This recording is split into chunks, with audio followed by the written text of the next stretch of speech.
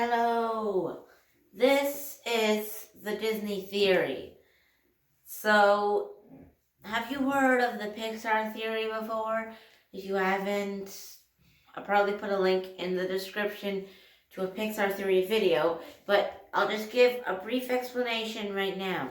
Pixar theory is basically connecting all the Pixar movies on like a timeline, and there's some other things that like make it connected, some connections between the movies. So now I am going to do the same thing, but with Disney. This isn't going to be like a timeline, and this is going to be a fairly short video.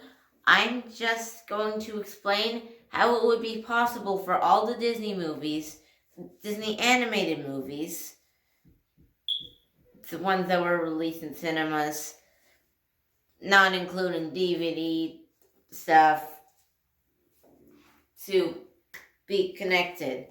So I would say this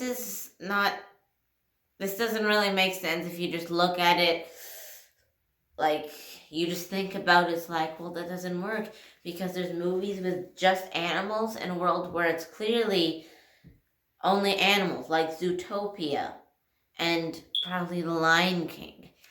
And my answer to that is magic. You know, there's magic in Disney movies. There's Maleficent. There's the Fairy Godmother. Who else? Technically Mickey Mouse, I think.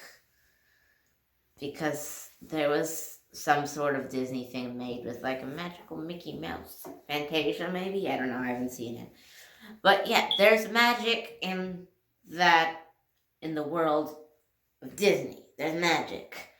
So, my theory is that some magician, person that can do magic, gave some animals the ability to speak.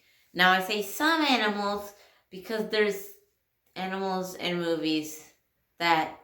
Disney movies that can't talk, like Dumbo. But yeah, he can't talk. See that? Well, that's because he's a baby. But you know, there are animals in Disney movies that can't speak. So only some of them are able to talk. And my theory is that one magician created a world just for the speaking animals. And some people went there. Some animals are in that animal kingdom, I'll call it. And some are not. Okay? So, let me explain why that makes sense. That some people went to this animal kingdom, some didn't. Imagine this. Imagine there were astronauts that found a new planet that is inhabitable, okay?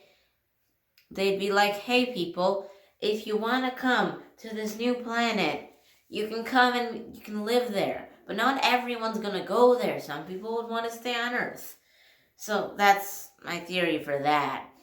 So I'm thinking there's like a little history of this world. I'm thinking The Lion King was early. So Zootopia gives really good evidence of this, right?